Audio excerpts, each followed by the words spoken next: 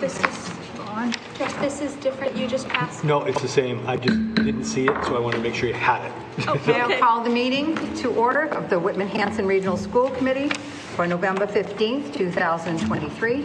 If everybody could join me, please, in the Pledge of Allegiance.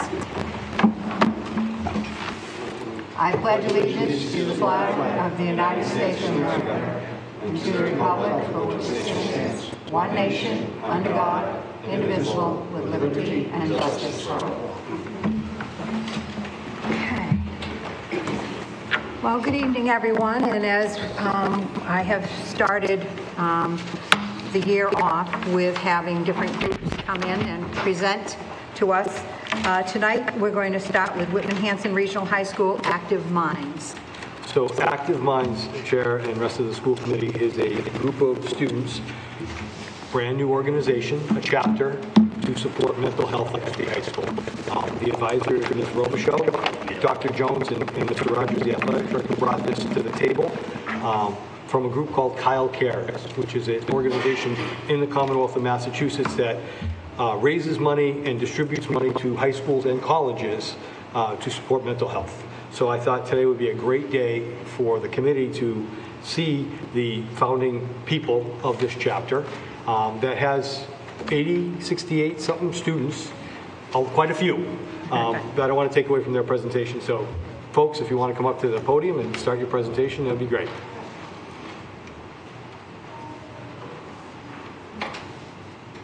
Hi everyone. Hi. Good evening. Hi guys. So we're the founders of Active Minds chapter here at Whitman-Hanson, and we have a presentation for you today. Girls, you want to give your names, please? Oh, I'm Liv Godwin, and I also have a sister, Abby Godwin, who's also the founder, but she's in Texas. So. Okay. I'm Aaliyah Chapman. I'm Elizabeth Kowski. Thank you. Nice to meet you. What comes to mind when you hear mental health? Some may say therapy, others self-care.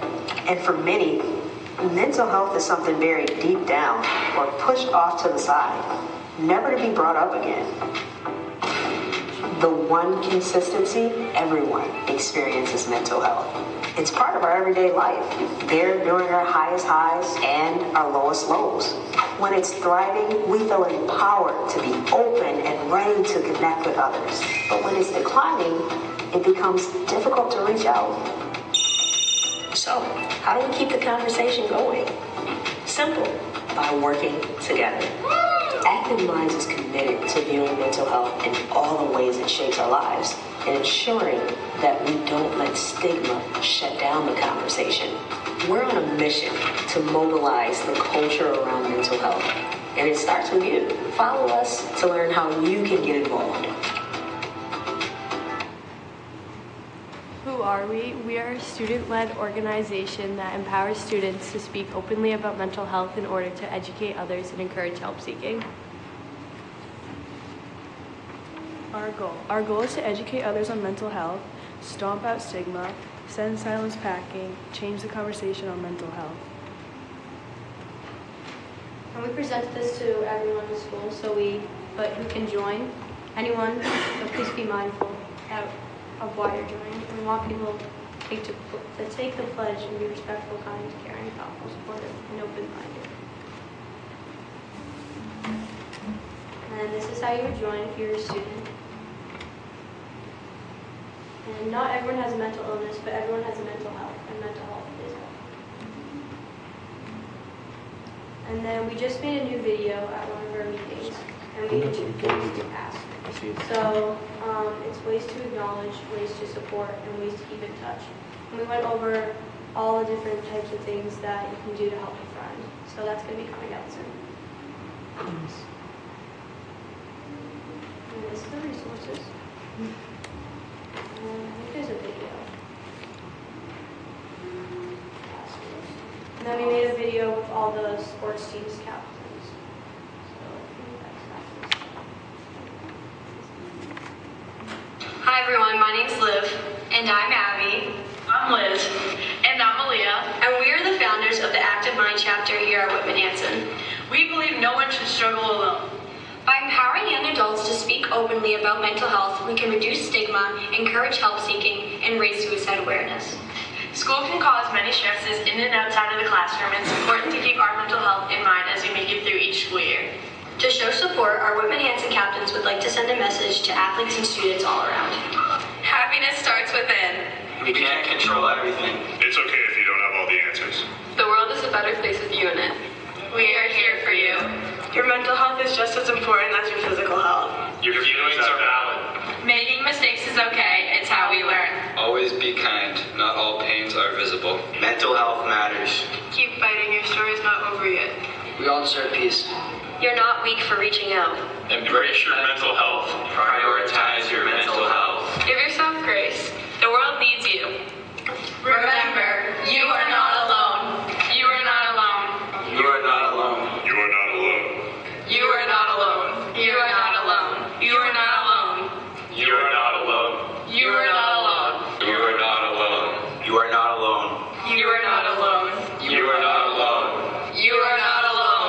You are not alone. You are not alone. You are not alone. You are not alone. You are not alone.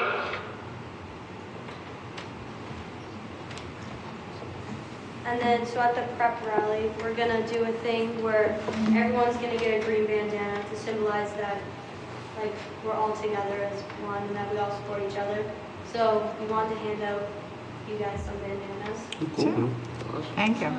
Green's the color of mental health awareness, so we wanted, so at pep rally, we can do our different grade levels, so everyone has their color, but everyone's gonna have green to symbolize mental health. So even though we're separate in our grade levels, we're still together, all together, raising awareness for mental health and being a positive support. So they've been working really hard on a new video that's going to be debuted at pep rally. So once that's debuted, I can share it since I'm not going to share it out if you guys want to see it. But one of our goals throughout the year is to create these PSAs to share and get everyone included. So we started with the captains. We're going to work our way through the entire building. The teachers are going to make one as well. I appreciate it very much. The goal at the end of the year, over the next couple of years, is to have a nice big video where everyone's included. So if you guys want to get involved at some point too, let us know. We can include you in any videos.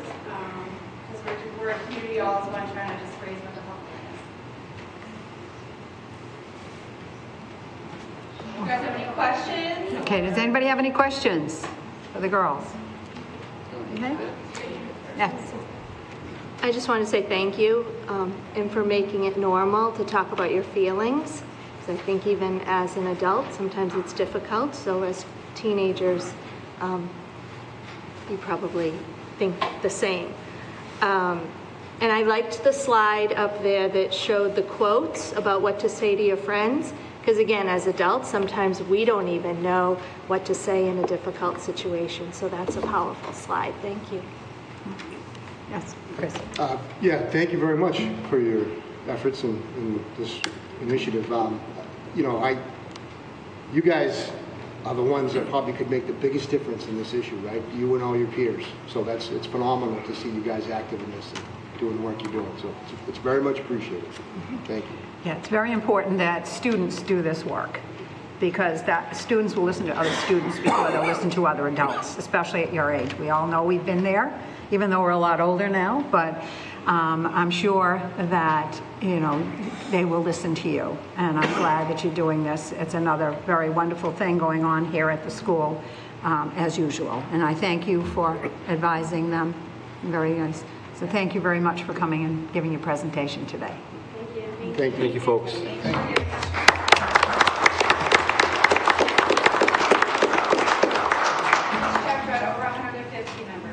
Wow. So we're growing and we're getting involved and we're getting excited. So we'll keep sending the numbers. Nice. But yeah, these students are amazing. So thank you. Thanks, Very Kate. nice. Thank you, folks. Okay, next we have public comment. Is anybody here for public comment tonight? Nope. Okay, we'll go on to the approval of meeting minutes. What, I don't have the dates. Do you have them? October 11th. October 11th, I just lost mine, yeah. Me too. 10/11. Okay, do I have a motion to approve? And a second? Okay. Any questions, discussion? All in favor? Okay, 9-0. Okay, and next we have the superintendent's report. Thanks, Beth. So over the past, I want to say 10 years, we've partnered with the Brockton Opiate Collaborative Association. It's a bunch of words.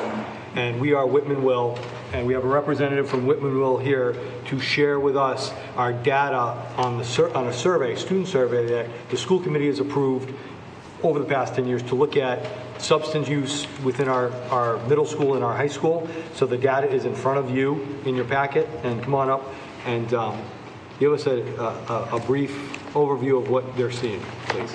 Hi, my name is Anna Dowd. I am with the Brockton Area Prevention Collaborative. Yeah. It's gotten a bit of a shorter name now. Thank you. We are the grant-funded entity that helps support Whitman-Hanson Will. So the surveys that we provide to the students help kind of let our funders know what successes we have and what we need to continue to do within the community. So the data this year, we completed just over 1,000 surveys between 6th to 12th grade. All the grades were surveyed, and there was a small sample size of each of the grades. The first item is the middle school 30-day use. As predicted, all of the percentages are pretty low, although if you look at the prescription drug one, it appears that 6th to 8th graders had a misperception of what we were actually asking. So our research associates are going to work to kind of tweak that question to make sure it's more grade appropriate for the younger ages. And then for the high school use, pretty similar to what we see across the region, vaping and marijuana use are pretty high, are higher than the other substances. For vaping within the 9th grade, that was our highest total that we saw. It was 25%, wow. But for 9th graders, only 55 students were surveyed. So we do have to take into account of the small sample size of that, but it does kind of speak to the larger climate of what could be happening within the schools. Next, we have perception of risk. So how wrong do the students think different substance use is? So the percentages for the middle school, they typically believe that there's a moderate to great risk of using all 4 of the substances that we surveyed. Very similar to the high school. So that's kind of on par with what we see each year to year. Parent disapproval. This we saw increase across the years for 6th, 7th, and 8th. So 6th grade was actually the lowest at 90%, and then it increased up to 94% from moderate to high risk of, parental disapproval. Sorry. For high school, we saw that the 12th graders had the lowest category for marijuana. So this was the only one that was below 80% for they thought their parents didn't think it was wrong for them to use marijuana. That's something that we're working on within the region to kind of change the climate regarding vaping and marijuana use. So this survey data helps to kind of drive a lot of our initiatives around vaping. And then lastly, peer disapproval. So how wrong do they think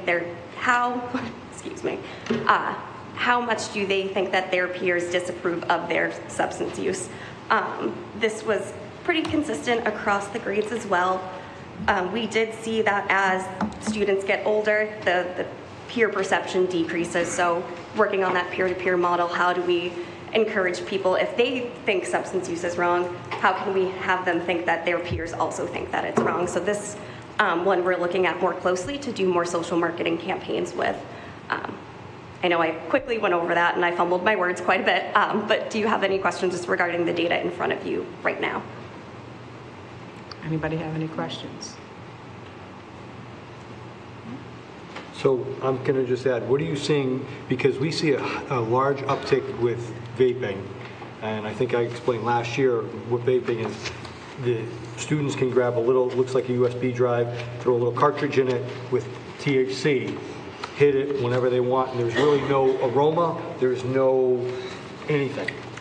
What are you seeing as prevention, education, because it's one of the most difficult things for our administrative staff to find on a student because it's easily put away and there's no trail. However, it's THC, so it's a substance that's putting somebody under the influence. So what are you seeing from the organization?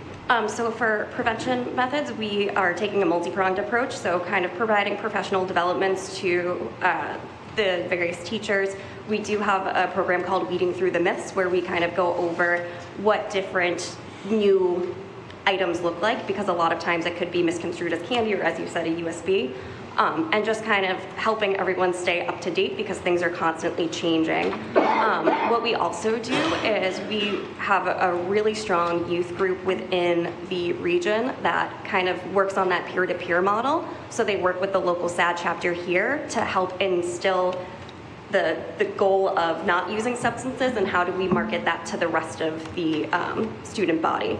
So we leverage a lot of the youth support and advocacy around reducing the vaping because unfortunately it can be so discreet and it can be hidden. Thank you. Other than that, I think when I looked at the information, our students are where they have been. There is a resurgence post-COVID now of students going out on the weekends and getting back out into social situations. That had curtailed a little bit, but we have heard a little bit of an uptick with alcohol use on the weekends. Some parties going on. High school, middle schools still doing education. These surveys help us drive some of the conversations in our health classes and for parents. So I think the association we've had with the organization WILL has been pretty good as far as an outreach with SAD, and I believe our SAD chapter went to the middles today to talk to middle school students as peer mentors. So we're upping our game a little bit and talking and trying to educate as many students about substances that are problematic, even in small doses. I do and trying to start younger too. Right. I think that's been a large goal of all of ours. I think the collaborative started as opiate prevention. That's still a piece, but we're not seeing that as much here. It's a downtick. It's the marijuana usage, the THC usage, not from our stores out around the communities. Students aren't going to our distribution centers. They're ordering the tabs or the things online, the cartridges online, and distributing them because they're very easy. And somebody who's of age can buy a lot and then distribute them out for sale within the community. So it's a major issue. Mm-hmm. Anyone else? The subsequent part of this is to ask if we have permission to again survey the students in the spring. You're looking for 6 through 8 and then 9 through 12, correct? Correct. Every grade? Yes. Again, it can be the small sample sizes, whatever is available. Second. Okay. All in favor? Okay. Thank you. Thank you so much. Thank you. Thank you. So I'm not sure if anybody heard, but there was a vote a couple weeks ago on a Saturday in Whitman, and thanks to the diligence of the Whitman Building Committee and the Whitman Education Alliance, a group of parents, I believe we were granted a school building which we hope to open in 2027, a new Whitman Middle School. A 5 through 8 building, 3 floors, with the addition of an auditorium, community center. We can share those documents as you go on the website, but I can't thank from start Ernie Sandland and Crystal Regan for putting together the SOI in 2018. George for adding a tremendous amount of influence of what that building is about. We started this in 2018. We were accepted by MSBA to do feasibility in 2019. It's been a long process. There were quite a few roadblocks along the way. And the vote at town meeting was I think it was very appropriate discussion. It was not contentious, but very information seeking. And then to see the amount of folks come out and support the project in Whitman shows me as the superintendent that Whitman is behind school and behind education. And we will be breaking ground in the next 12 months as we move forward in this project. And again, I just can't thank the parent organization, the Whitman-Hanson or Whitman Education Alliance, for getting out there and motivating people to come out and vote, giving them appropriate information on what their choices were, but really advocating for the students of the town of Whitman and the community as a whole. So we're getting a building, we got a building, a lot of effort, and I just wanted to thank those folks publicly. Can you say something? Yeah, I just absolutely wanted to thank the parents that were supporting this You know, they were out going door to door, you know, distributing flyers and giving, you know, people information on the project and stuff. And to me, that's just a great example of how if you get engaged, you can make a difference. So I applaud their efforts, and I hope we see more of it. Yeah. And according to some of the people in the Alliance, they plan on keeping going with other educational things that are going on in the district. So I think that's really good, like you said, Chris. The involvement and to keep it rolling, I think, is a great thing. Thanks. Okay. Oh, Dawn, sorry. Thank you. I'd also like to thank the Whitman Finance Committee and the Whitman Capital Committee. They both took the information that the building committee provided, and they fully supported the project. And they were behind it. 100%. And also building committee members and finance committee members went to the senior center, did the outreach, did the work. It was just outstanding community effort by so many people. And I would just like to add just two things. The students will still be in the existing building, and I want to keep a close eye. We've talked a lot about air quality, so I know that's going to come up, so hopefully we don't lose sight of staff and students that are in that building right now. And I'm extremely sensitive to the voters and the citizens who are worried about this and their tax implications. And I think it's important for us and our business office to present, going forward, continue to present information, right? Factual information on when citizens will see the bonds as they're taken out, what those taxes may be. And the last thing is the interest rate of that borrowing, right, is dependent on this district and our budget. And we know we just used $500,000, so I don't want to belabor on budgeting, but going forward, we impact our tax, our residents in how this will affect their taxes, and we want to get the best interest rate possible. So we have 3 years to build on this, because when it opens, as we know, we'll still have expenses of demolishing the prior building. So when that full amount gets borrowed, we hope that we can build a good bond rating and a solid interest rate. Yes, and I see you, Stephen. And I think what people need to understand, one thing out there that maybe they don't, the school district is responsible for getting the bond. The town will pay it, the town of Whitman will be paying it, but it is the school district and our bond rating, and that Dawn was talking about, is our bond rating that goes to the borrowing. So there's like two parts to that. So, and Stephen? And I know information had been put out on the average household, but when we did the high school here, I know we had 30-year sheets for both towns, and it really kind of broke it out. Even though it could be medium-based on each home, it still gives more than just, you know, this is the first year, this is the 15th year, this is the 30th year. It's kind of filling in those areas in between. So that was very resourceful. If that comes about again, that would be really helpful. Yeah, they did have it at a couple of the presentations. They showed at the town, Mary Beth Carter and her group had presented that, which they probably will. The only difference can be is like after 10 years, you can go out to a different bid, you know, and so that would change that. So, you know, you want to make sure that people understand that we can go out again after about 10 years and try to rebond again and see if we can get a better rate. So, all that information. I already told the cats there'll be less treats. Okay, okay. Your contribution. Thanks, Steve. Yes, one follow-up, Beth, since you just mentioned a town meeting. There was the chart that Selectman Kane presented, and I did follow up with him personally because I know that information was not true. So he had reported that the full amount of the borrowing was going to impact taxpayers in the year of 2025. Now, Superintendent just told us we'll be breaking ground in 2025. So if you were building your home and you were just building the foundation, you're not starting to pay your mortgage that day. So I would hope, and that's what I'm alluding to, that we can explain to the borrowers, you're not going to see a tax increase this year, or probably not next year, because yes, we'll start to hire and we'll put it out to bid, but we're not building anything yet. So we haven't had to borrow for that construction piece of it. So that's really important that we continue to share the right information.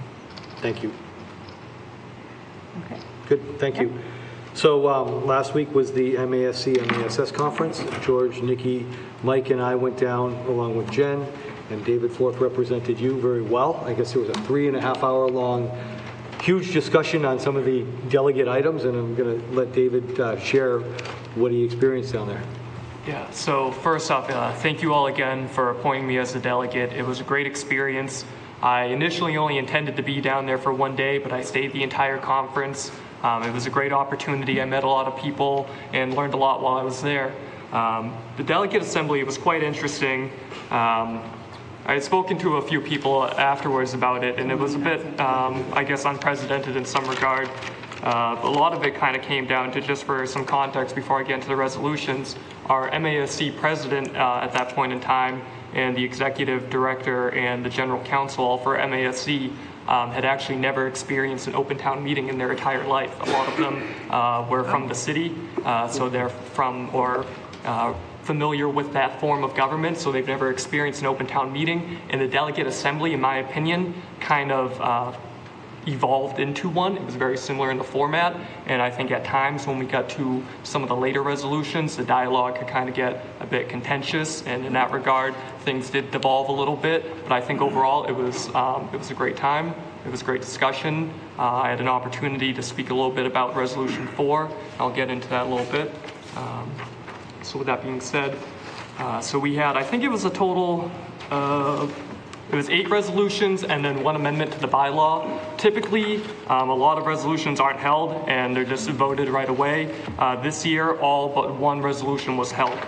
Resolution 2 wasn't held. Resolution 2 was regarding investigations and recommendations for transportation bidding procedures. That was unanimously voted on and supported by a voice vote. When we get to Resolution 1 for full stable funding for Metco, the resolution passed overwhelmingly on a vote of 92-3. I'd really have to review it because I don't want to misspeak on the discussion on why it was voted that way. But the gentleman from Arlington, I believe he was the former MASC president and the chair of the Arlington School Committee, his name was Paul. He had spoke about the procedures and the difficulties with receiving funding for city transportation, and a lot of the discussion then turned into legislation from 1968 regarding desegregating busing. And so that discussion went from there, and then eventually the delegacy voted in favor overwhelmingly for that resolution. From there, we moved on to Resolution 3 regarding regional transportation. It failed to pass. There was a lot of discussion going into that. I think the issue that we had, and it was a reoccurring theme in a lot of these resolutions, there was an amendment to an amendment to an amendment to an amendment to an amendment, and that's not an exaggeration. It went probably 5, 6, or 7 amendments deep, to the point General Counsel had to step in and say, through parliamentary procedure, you can only go 2 or 3 amendments deep, and then the previous amendments are null void. So it really did get kind of contentious, and it a lot into the schematics and procedure of how we're supposed to be voting and how deliberation goes down. So it kind of got into that bit, I guess I would say, and it led to the resolution getting voted down. And then we got to Resolution 4 with DEI. That is the one I spoke to. I spoke about our experiences, how we were able to hire within house. We didn't have to go out of district to go hire for this particular position. I talked about our experiences using attrition to be able to fund a lot of these positions, because there was an amendment to say that school districts had to use this particular mechanism to fund this particular position, and not giving them the ability to hire and evaluate and fund this position as they see please. There was discussion, and there was an amendment made to remove the DEI portion of it and say that the person that could be hired for this particular role does not have to be called the DEI coordinator. And then there was an amendment to that about how it should be funded, and then there was an amendment to that. And this particular discussion, without exaggeration, probably went on for about an hour or so, maybe an hour and a half. It then ended up getting tabled. I think people were very flustered and tempers kind of flared from there. So that's kind of where it went. Resolution 5 for for the school building authority. To my understanding, that did pass, and I just want to double check on that. Yeah, it did pass, and there was some brief discussion because of the recent changes to funding regarding MSBA, but the school committee, or MASC, ended up coming together and supporting the resolution overall. Resolution 6 was tabled on a voice vote. The rationale was they wanted to get input from local police departments and understand the impact of that, and how, more or less, how there would be I guess accountability, how you would, whether it's a penalty or charging them, whatever it may be, on holding these individuals accountable for committing this offense. Resolution 7 and 8 from there, and again, I'm not really exaggerating, tempers really had kind of flared up at that point, and there really wasn't a lot of discussion, and the final 2 resolutions were tabled. There was some brief discussion pertaining to MASC, but there couldn't be really a consensus reached, and there was more amendments made, and nobody could really agree on this particular amendment. And then for Resolution 8, it was very similar. However, there was some really good discussion from Jason Frazier on the proposal to amend the MASC bylaws. There had been some concern that there had been a buildup of resolutions over the last couple of years, and that the delegacy is having trouble on how they want to prioritize reaching out to the state legislator.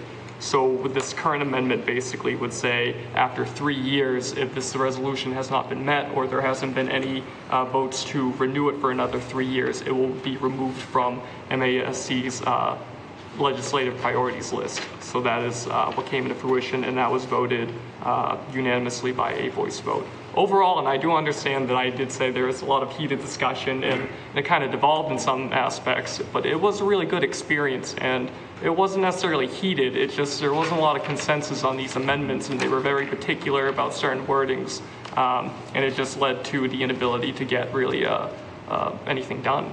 And maybe that's a lesson we can kind of learn in that regard too, and trying to reach a consensus and work together, or else we find ourselves in a position where it's almost like, not to digress, but that Dr. Seuss poem, The Zod in the Road, where, you know, if you can't make any decision, you find yourself in the middle of the road with your pants split. So maybe we should kind of work together and try to figure out maybe some consensus in some regard. But it was a great experience, and besides that, and again, I know we're on a time constraint, but Commissioner Riley did give a brief presentation and talking about what does it mean to be a student post-COVID, and he did prioritize a lot of the upcoming things that districts are experiencing is chronic absenteeism and the dangers or the developments of AI. And he used a presentation depicting the previous president, President Obama, giving a presentation with someone who obviously was not him, and it was just an opportunity to show people how easy it is and how readily accessible this technology is, and it's only in its infancy stage. And sooner or later, you're going to have students within our own district and people in the community who are going to have this technology at a very advanced level. And what is that going to mean for our community when, you know, and I was saying this actually to the superintendent and assistant superintendent on the way there, when you watch a video and you see something, it's, when seeing's no longer believing, or you hear something and it's not really true, how do we adapt to that along with the changes to AI and what role does AI play in education? So those are future discussions I'm sure we're going to be having for many years on, but that was something I wanted to talk about too. So again, thank you guys for the opportunity. It was really good. I learned a lot, and going forward when I have some more time to break down this information, I'm going to forward it over to the chair, get some slideshows over, and I will talk a little bit more on an opportunity that came up when I talked to the regional director of the National School Board Association that would be available to each and every one of us. But I'd like to get that on probably next month's agenda so I can kind of get everything together in that regard. But again, thank you guys. Thank you, David. Thank you, David. Thanks, David. George and Nikki, please. Good news coming. Good news coming. No more MCAS? More. No more. We're working on that. but we got what we have right now. I'm hoping. All right, folks. So you have in front of you, because I realized earlier today I couldn't really see the screen in my advanced age of 53. So I also made a copy myself. If I can work this, we'll be ready. So what you see in front of you in the first slide, we're going to talk about MCAS, we're going to talk about how it ties into our diagnostics, and then we're going to talk a little bit about the vision of what DESE wants. It's a nice segue that David said that the commission talked about students in a post-COVID world. But if you see the first slide, the educational vision is what Destiny is now really focused on. And in that educational vision, it talks about 8 or so things that students should be striving for in every public school in Massachusetts. You'll also see our 5-year strategic plan logo because, truthfully, they're one and the same. I've often talked about the umbrella. Everything comes under that umbrella. But really, Destiny's looking for kids to attain academic knowledge and skills, understand who they are themselves, understand and value others, and then be able to engage in the world. If they can do that, we want them to come out, to be curious, to be creative, to shape their path, to feel connected, and to be empowered. You can all read, and so I won't read the pieces, but the reason behind this is that's the push by our state right now. And that dovetails well with what we've been trying to do, trying to continue to do. The next page, or the next slide, when you do this, is how or what we want schools to look like. And it says all students in Massachusetts, particularly students from historically undeserved groups and communities, will have equitable opportunities to excel in all content areas across all grades. Culturally and linguistically sustaining classroom and school practices will support students to thrive by creating affirming environments where students have a sense of belonging, engage in deeper learning, and are held to high expectations with targeted support. That paragraph right there is the reason why Nikki's in central office, is the reason why we're partnering with Desi right now on company-sponsored leadership practices, is the reason why we have an MTSS multi-tiered system of support. And it ends with, how are our kids doing, and then how are they doing on the state test? And can I just add, next year, the state is moving toward an updated teacher rubric that includes culturally and linguistically sustaining practices in 6 of our key indicators. And we have been working on this since last year to prepare our teachers for that transition. So this supports our district's initiative. We worked with our coordinators. They will start to work with the teachers this year into next year so that we're prepared for that transition to the new teacher rubric. So our data presentation this evening will look at the diagnostic screeners from last year, actually, because they align with the MCAS, which was from spring of 2023. So we will look at the diagnostic screener from the fall of 2022 through spring of 2023. At the same time, our students are taking the MCAS exam. The MCAS exam, as you know, is Massachusetts Comprehensive Assessment System. It is administered to students grades 3 through 8 and grade 10 for ELA and mathematics, and grades 5, 8, and 9 for science. And it's important to always note that science assessment for grade 9 is biology, and it's 1 year. So those students are really being tested on 1 year's ability to retain information. So I always give a huge shout out to, I think all of our teachers do a fabulous job in our students, but it's always important to note that that is a 1 year undertaking. And I'll just add in the science piece as a middle school guy, and in grade 5 when you take it, which will become the middle school, they have an integrated science program. So those students are learning like earth science, life science, and physical science all at the same time. So you might be talking about sedimentary rock and volcanoes, how they form. Then the next unit you're talking about Punnett squares and genetics.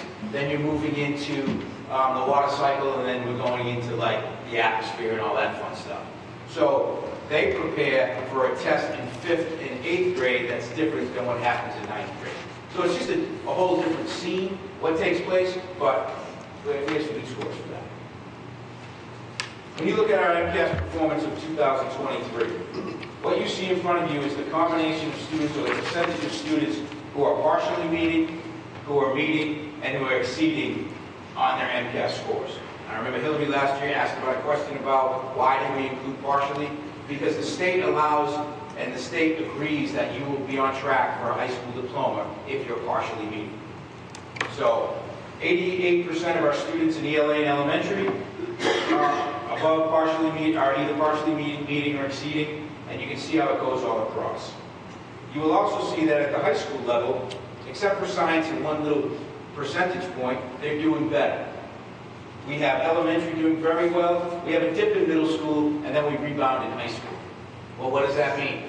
We can attribute that to two different things is what we feel. One of the things is that in ELA and math, why did we rebound? Because students in elementary school identify with their teacher in the classroom. That teacher in the classroom is who they're with for most of the time. Then they're working on their diagnostics, their I-ready, all the teaching things that they do. And MCAS is what they have to do for the state. So it's not always the same buy-in that you get with what your teacher is teaching you all year.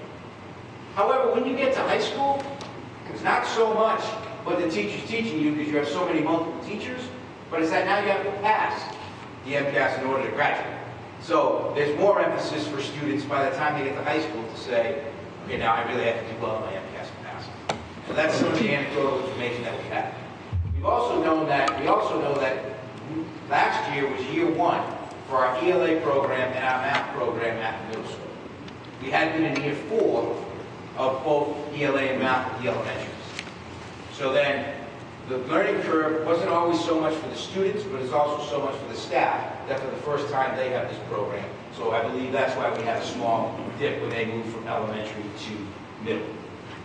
And then when George gets into the next slide, this slide, and he's going to talk more about the data itself, but I think what supports what we're seeing with the significant increase between fall and spring for elementary and not as significant at middle school is that idea that we've had elementary longer than we've had middle school, and research supports that with any new program it takes 3 to 5 years to see positive gains. And so I just want to add that I feel good in the fact that we're seeing some positive gains already, but I think we'll see more of that impact into the MCAS space as we move on with this curriculum. So if you look at the next slide, or if you look at your next piece of paper or whatever have you in front of you, you will see the gains that were made in elementary, ELA, and reading. The average score was 78 in the fall per student, and that average score is now 95 in the spring. That is a result of... Spring of the following year, though, right? Right, but it's the same school year. So kids went into fall, last fall, took a test, their first diagnostic. Okay. They took one midpoint, they took one at the end. And the concept we're trying to make is the correlation between those scores of MCAS and what we're doing during the school year. And so that's a combination of their diagnostic, that's a combination of their win blocks where they get their interventions, and that's a combination of using the highly instructional materials that we use. So there were significant gains in elementary we're going from 78 to 95, and then a 79 in math to a 92. % of the students. Right. Yep. And then in middle school, you'll see it went from 65 to 73 in ELA and reading, and 67 to 78 in math. That asterisk means that we didn't use this diagnostic in ELA and reading to start the school year.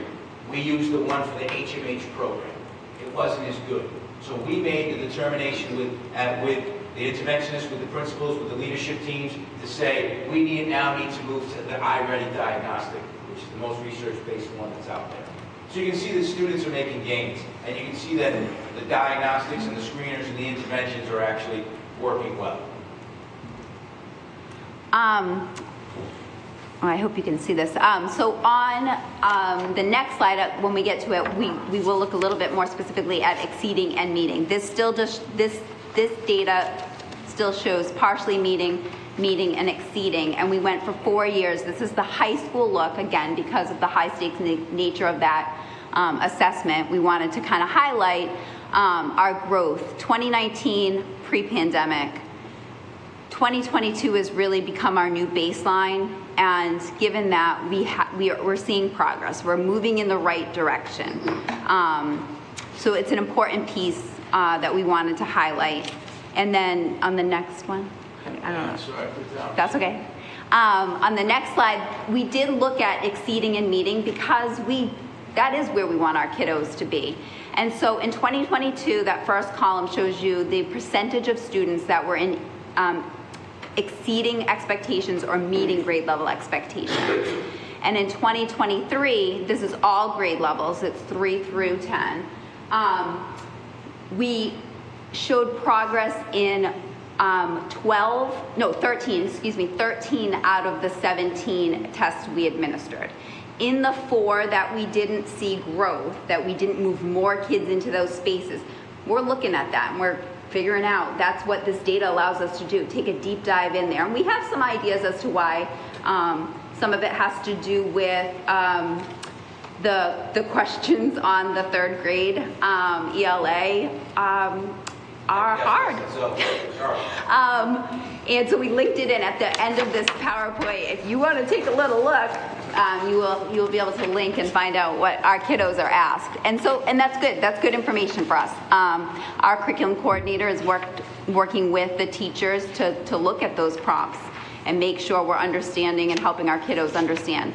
For our 6th grade, we know in ELA we had some medical and instruction matters, and so that explains our ELA. And in our math, we're working with the curriculum coordinator, and she feels like with the new program, it's going to meet where we had some gaps, which is in algebraic reasoning and geometry at the 6th grade level, and she feels like those will be addressed. And then at the bottom was the science, and our science coordinator is looking at that as well and trying to see. But again, I think with that 1-year biology, that can sometimes be hard. But they're doing a good job of looking at that. We also decided we would put in this year our student growth percentile. You want to be between a 35 and a 65. The reason we put that in is because we have a growing number of English multilingual learners. We know that. It takes 5 to 7 years to become proficient in academic English, yet we ask these students to take the MCAS in science and math immediately and within 1 year in English. We may not see a lot of movement out of not meeting or partially meeting due to that statistic, but if we see growth, that's a good thing. So these kiddos might still be in not meeting, but we're seeing growth. So we're looking at that as a district and saying, are we making growth compared? And what that data point allows us to do is look at like comparisons. So it's a good data point that we're bringing into the conversation and looking at, and where we don't see what we like to see, which is to really be close to that 50 mark. We're looking at that and saying what happened there. And so those are the conversations that we're having. And so it's important. It's important to be transparent about it and say there's a couple spots where we highlighted them and we're looking at it, because we're not going to be okay with that. But overall, we're pretty happy with how the district is doing and how our teachers and our students are performing. So the next slide is the one I wanted in because it sort of comes it down and I could actually understand what we were doing. The state gives you an accountability status. And for Whitman-Hanson, the accountability status is the overall classification is not requiring any assistance or intervention from the state. So there's not every school that can do that. And the reason for that is because we are making substantial progress towards our goals. That is according to the equation and the mathematical computation the state gives all of the schools in Massachusetts. So there were times, here I say when I became the principal of the Whitman Middle School, that we were not meeting at that point. So this is the highest we've been in the last 4 years as far as our percentile growth areas for each individual school, and then composite for the whole district. So what I'm saying to you is this.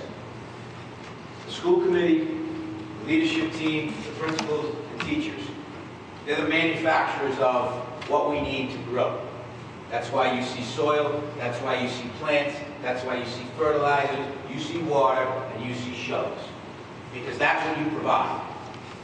It's then the staff, the leaders, and everyone else who then has to work with the children with the tools that you provided, with the tools that when you go to budget time are provided, with what our citizens allow at town meetings are provided, that then allow the fact that we can have students grow as they're young plants, and that'll be in the slides. Takeaways from what we just saw.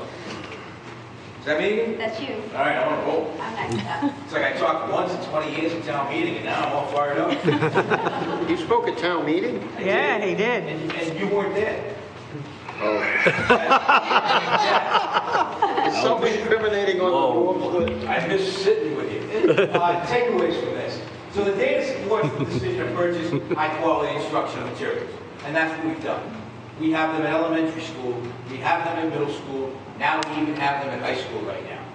And at high school, if you remember last March, and we'll do it again this March, we just talked about all of our diagnostics only, we made a decision that we purchased Kendall Hunt's Illustrated Math, which is high-quality instruction materials, because we found that we had a math issue that we're looking into at the high school. So now we even have that as much as we can for the high school level. It also talks about the data supports changes to the schedule to ensure that there's consistency among schools and grades. So now if you're not aware, when we have WIN block, what I need block at the elementary school, it is on the same time, 35 minutes, everyone gets it, by grade level, at every 4 out of 5 days at the elementary school. At the middle school, we also have it in the morning at Whitman Middle, we have it in the afternoon at Hanson Middle, and then our intervention teachers travel between both schools. But also our individual teachers, the teachers themselves, also take a group with them. Everything is based on the diagnostics, so if there's a student who's in need, we're going to identify what those needs are. So if this side of the table has the same 3 needs, even though they're not in the same class, they are being taught together during that WIN block to address those needs. There's been some confusion and some lumps with some of our staff and some of the people in town and some of the people maybe here at the table that WIN block is reinforcing some of the standards that you might be let low in, not necessarily in the grade level you're at. So for example, if Chris Griffin's in grade 7, but he has a problem in the grade 3 strand of, I don't know, 2-digit multiplication, we can help support that in WIN block, which is a stocked, separate time during the school day. So that when Chris is in his regular 7th grade math class, we're supporting the low, and he's still able to progress and still able to learn at the grade level. Now last year, I believe Hillary asked another question about what do we do for kids who are already at that point? So how do we help them? So now, because we can break it up by standards, we are now grouping students by their standards. Some of those standards are above grade level. So when those standards are above grade level, they have their learning path that when they take their diagnostic puts them on it.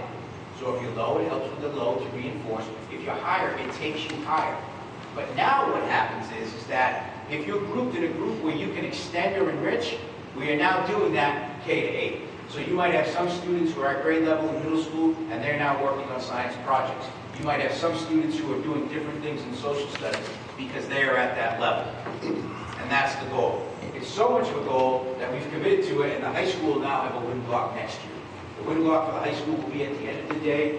The WIN block at the high school will be just about the same, 30 minutes. It's not going to be 35. And we're going to be able to also include it there. It's going to look a little bit different at the high school because a lot of kids are post-10th grade, they're post-MCAS, and they're looking at different things. So it's also going to be at the high school the ability for students to get help in some of their classes. Like I have an AP test and I don't know what the heck's going on in the morning, or our ancient work. It's also going to be for those students who need remediation, they can get it. And we're also purchasing a software platform that will allow students to sort of every Friday design where it is they want to go and see what teacher they need. And it also will allow the teacher to sort of book students in if they need to see them.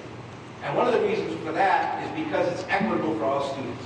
A lot of what we hear is some kids can't stay after school for extra help. Some kids can't do this because they need to get on the bus and go home at the end of the day. This is something that will allow during the school day, at the end of the day, something like this to take place. So that's what we're working on for the high school next year. You were on such a roll. You touched on all mine. So we're going to expand WIN into the high school. There you go. There you go. Rose so the only thing to add is that our coordinators have engaged in item analysis of the data to look at our areas of strength and our areas of growth, and that's what they're working on with their teams and their teachers. And then, as George already mentioned, because we've seen such positive outcomes with WIN applications, we are really motivated to have our high school students have that same or similar like experience. So we're looking at expanding it into the So those are our students. And because of people like yourselves and people like school committees and the town committees and the selectmen and everyone else that supports education and the people in both towns, our students get to grow. But we have to be good stewards of good soil to make sure they'll always have the opportunity to keep growing and be successful. Because at the end, they could be veggies, they could be trees, they could be palm trees, they could be whatever it is they want, but that's the vision of a Whitman-Hanson student. The vision of a Whitman-Hanson student, as linked to this 5-year strategic plan, is that every Whitman-Hanson student will be equipped with the skills to choose their own path and contribute to an ever-changing community in a healthy and vibrant way. That is not the vision of the graduate. That's the vision of the Whitman-Hanson student, because not every single one of our students gets to 12th grade in this district for whatever reason. But for the time that we have them, when we have them, that's what we want to make sure that they have the ability to experience and become. And then those are the links if you're really excited to see what a 3rd grade MCAS looks like. The top one would let you see all the MCAS. You can put it in, and then I would specifically linked in the 3rd grade and the 6th grade, because those were 2 areas where we didn't have the growth that we wanted. And so if you wanted to see, you could do it as well. There you go. And we'll drop this in tomorrow in case you for the links. So we'll drop it into the file tomorrow. Any questions? You could have used it in 7th grade, George. All right, thanks, folks. Thank you. Thank you. Dawn? It's really a question for you. Can we add this agenda item to the next meeting so that when because we just received this today, and when we have a chance to look at it in the drive, if we have questions? If you have questions. Can we come back to the next meeting and bring those questions? Absolutely. What, if I can just add, I want to say thank you again to this committee about supporting the needs for curriculum and the soil and the tools, because pre-2018 we didn't have a curriculum in elementary school, dating back to 2001. So we've been able to expand that, and the data's proving with the curriculum that's consistent across each grade level. Teachers still have autonomy in their classroom. They have a set curriculum. They're not making up things to fit the standards. Improving that to the middle school level, and then with adding the supports, and I think that's really important to help individual students with their own needs.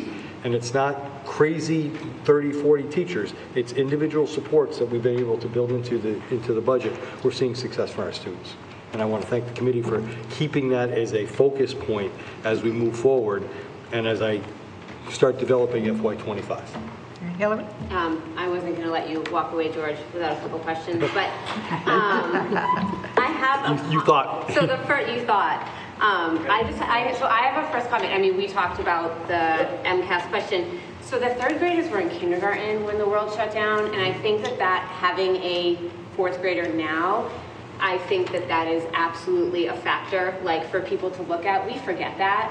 And kindergarten, if you don't have young kids, you don't realize that they are, like, doing 1st grade. They're doing reading, writing, all those things, and losing that in March. And that's not to say we all know that there was learning loss, right? I think that's absolutely a factor. I just wanted to verify or ask, so this year the passing score on the MCAS in 10th grade is going to be a 470 in math and a 500 on ELA, right? Yep.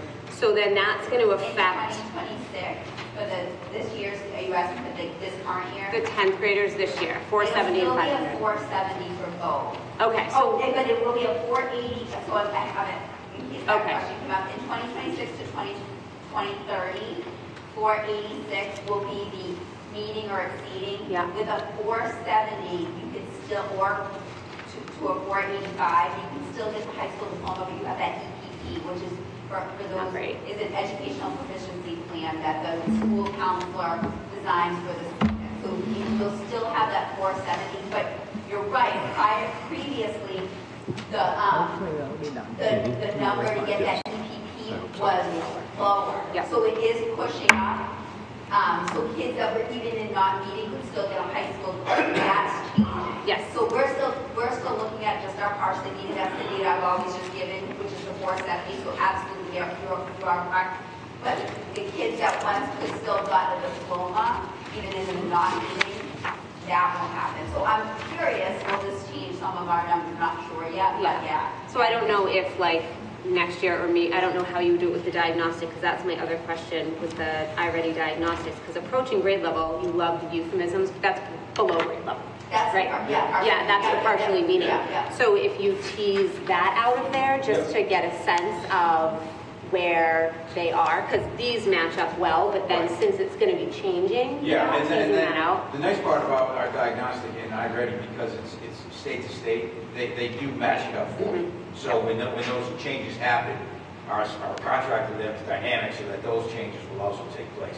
But like we have the ability now to say where someone is at. So we have some students who are struggling, and they might be 2.6, 2 years and 6 months below their grade level at this point. Conversely, they might be 1.8 higher. So we can get that grant with those students. Yep. Great. Thank you. Anybody else? Okay, thank you very much, both of you. Thanks, guys. Now, Mike Loesch is going to give you an update of where we are in special education. Mike's the director of special ed, and we haven't heard from him in a while. Good evening, everyone. First, I just want to start off by saying thank you. I really do enjoy the opportunity to provide updates to the committee and the communities of Whitman-Hanson. So as you may recall, last year, we came before you with job descriptions for OTs and CODAs. We were able to hire 2 amazing individuals as our occupational therapists. One of them was one of our current occupational therapists who's worked for North River and came over to our side. The second was an OT from Foxborough who had over 15 years of experience. We also out and hired a very wonderful, talented CODA who came out of Braintree Public Schools. And they really hit the ground running and been doing wonderful in terms of OT services.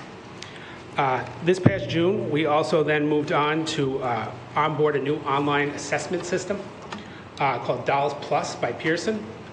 This was an evolution of their previous programs, which really gave us more capacity for both our school psychologists, speech and language, and OT providers to assess students, to provide them more assessment variety, and really conduct more accurate evaluations for our students. And it was really a huge growth point, and also provided the district with some cost savings, which was never a bad thing, we know, in these times. Moving on to that, we had a very successful ESY program. I'll say right now, I am extremely proud. We should all be extremely proud of both of our students and our teachers at what an engaging and fun program they created for students while also preventing regression of skills. We know it's summertime. Not a lot of kids actually want to be in school. And we had kids coming up here every day with smiles on their face, getting off those buses, and some not actually even wanting to leave. Our staff did a tremendous job. Throughout the year, we really looked into a lot of our procedures in the Office of Special Education and also created some guidance documents. Just to go through them quickly, our fall diagnostic guidance was really to kind of explain how to guide parents and support them in this process when they may have had concerns around diagnostics, and how are we supporting their students, and what does this look like in the classroom, and what guidance could we direct them and give them for this. Our additional student support request form was really a data-based form if a school thought a student needed more support on a daily basis. And what were we looking at in order to really, the data in those pieces, and how do they need that support? And how are we going to look for that moving forward in order to meet their needs, and assessing what levels of progress they were attaining?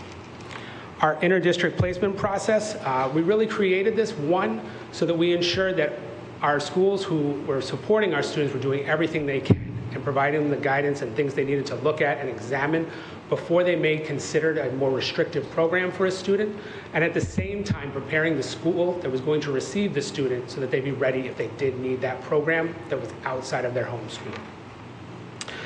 Next, we also looked at service and intervention considerations to complement that form, and that was really that recommendation piece of things to try to support students and things to consider before making that recommendation. And all those recommendations came from our experts who work in those programs currently, who really know how to support these students on a daily basis for things to try within their home school. Our special education referral checklist, we created really one to ensure that, one, we were creating a comprehensive evaluation, that we were really touching on all the points needed in order to support students and create an effective IEP if they qualified for it. And also to ensure that we also did everything we did within the process leading up to that to ensure we were supporting students and gathering the data necessary in order to move forward with that referral process. Our N1s versus N2s and findings of no eligibility, this was more of a compliance piece. to support our teachers, to make sure that those were comprehensive documents and really explained both the meeting process and processes to our families in general of when students may be found for no eligibility and what are the next steps after that process and how to really support them through that to make sure that they were satisfied in that process. Last but not least, we also created a form for our teachers to look at common IEP errors. Writing IEPs is a very challenging task and time consuming. And we noted throughout our reviewing of our IEPs and kind of going through them with a fine-tooth comb, especially by our team on the ground, that we were noticing some areas that were making common mistakes. So we really wanted to put this out there to help guide teachers to make this a smoother, more efficient process for them, and so that we also didn't avoided any compliance issues moving forward. Next piece up, our Best Buddies program. If you've never been to a Best Buddies event, I strongly recommend you go to one. In particular, if you're having a bad day, because you will leave that event with a smile from ear to ear. I can't tell you how much my heart warms when I see our students together, especially at some of our events, and most recently at our resource fair. It's truly amazing. And really it provides opportunity for learning for both sides. One, it creates an inclusive environment for all of our students, but also for our students who've never been exposed to disability. And this does, unfortunately happen for some kids. Some kids just never have the opportunity of having a friend with a disability or having a family member with a disability. It really educates them on, how to interact with that person. Growing up with someone whose mother was handicapped, a lot of people didn't know how to interact with her. She had a physical handicap. People assumed it was mental as well. So if you don't have that experience, it's a learned one that comes along in time. And Best Buddies provides that for all of our students. And it really, truly is an incredible program. So with that, we've decided this year we're going to expand down to the middle schools, and then also the following year expand down to our elementary programs. We want to make sure that these opportunities are provided for all students at all different levels, but meanwhile taking really a planned out process to ensure we're doing it right at each and every level, and also having the full support of the Best Buddies program and really planning that process out. We've also, as a district, resumed our process for joining Reed's Collaborative. It was last year, you probably came before you, that we were planning to join Reed's.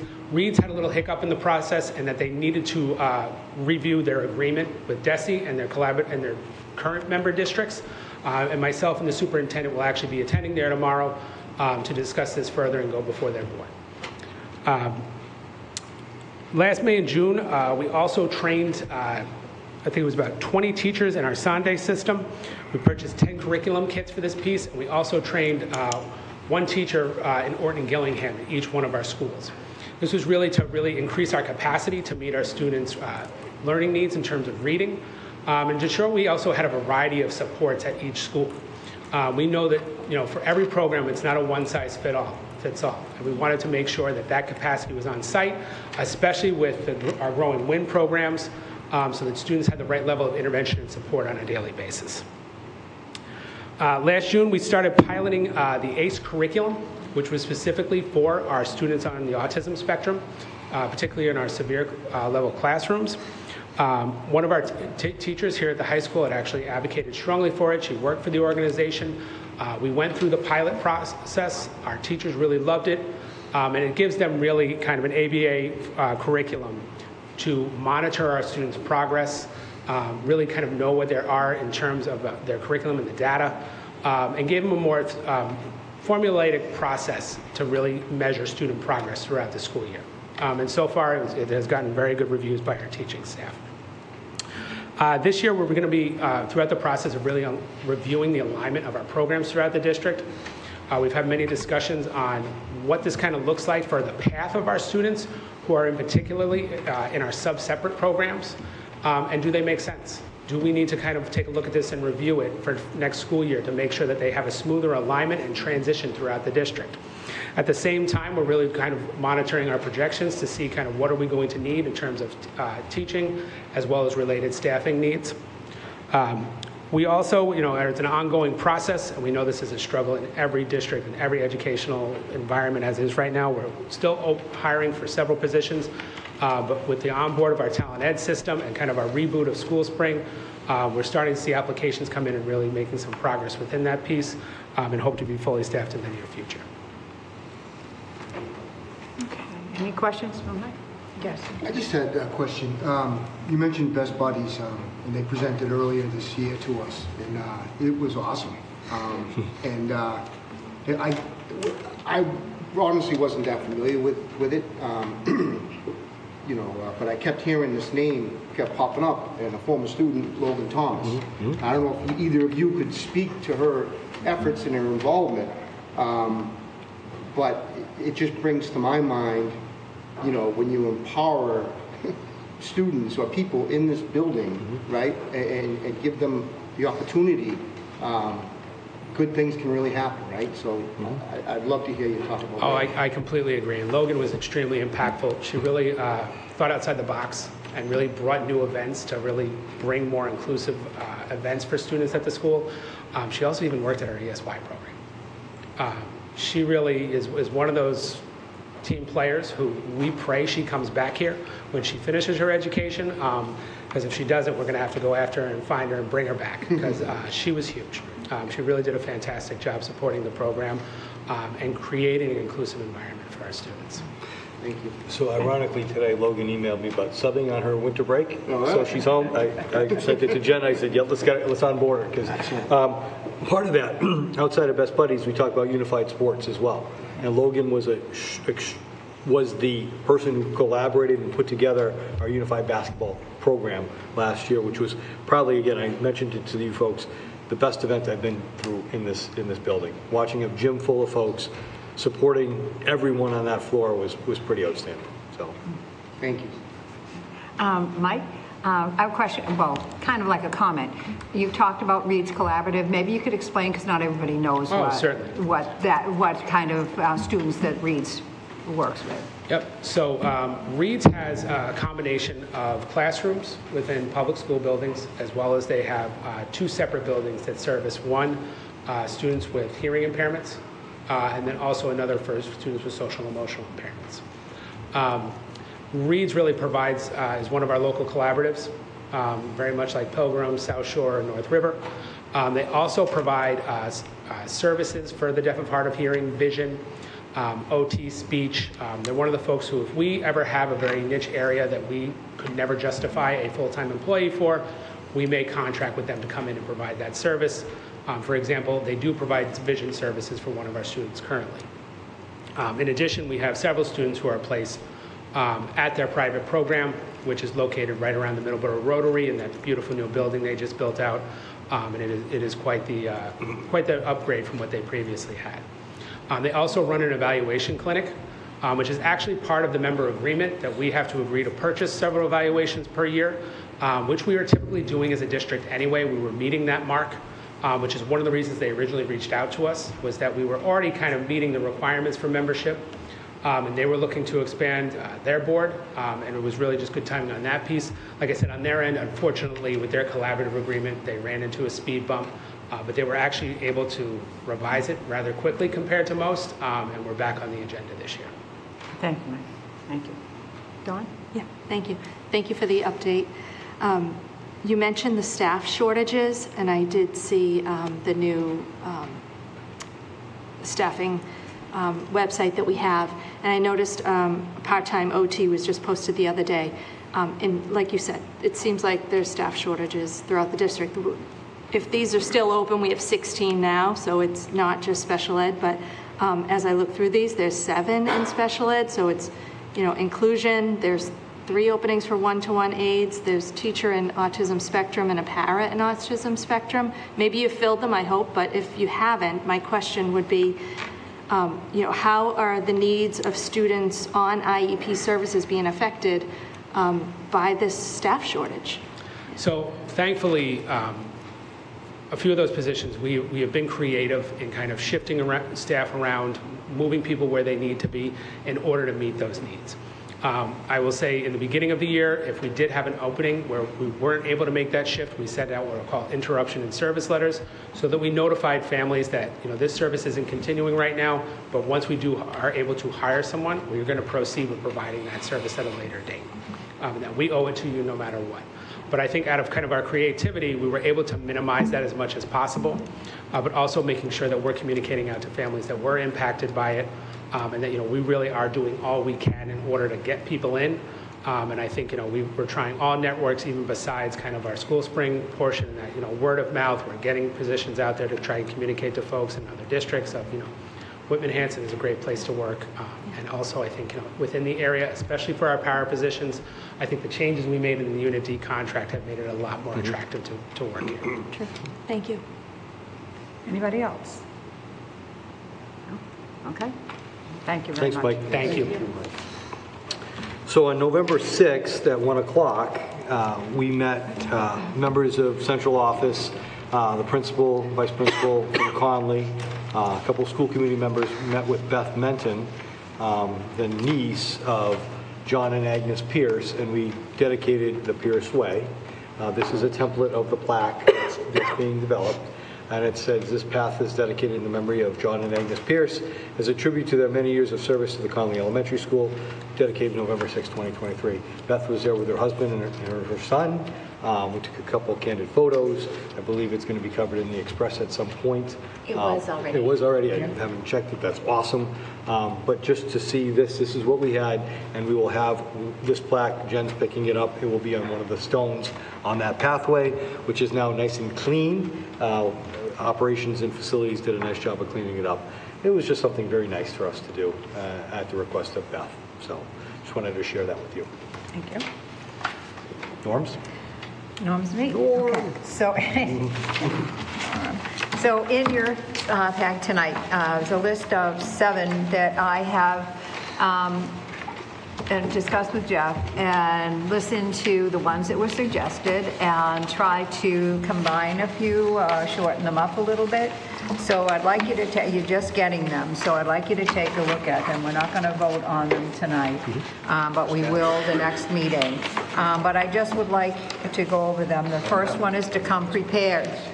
I think it's very important to, which of course bodes us that we have to get this stuff out to you as quickly as we can.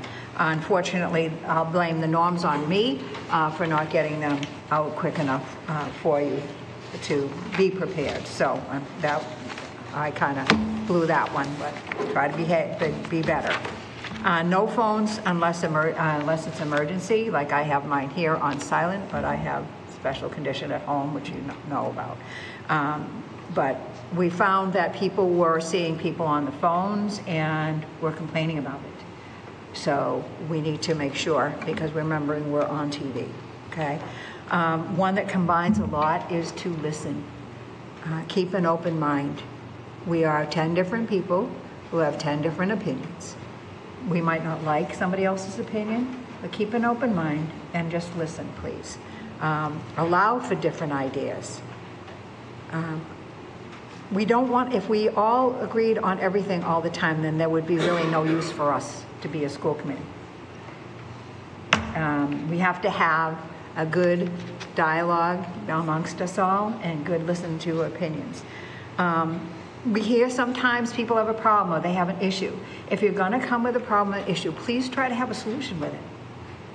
Have something to say, so I think we can do this, or maybe we can try to do this, and that would be much better, and I think it would make our meetings move faster. Once a vote has been taken, committee stands together.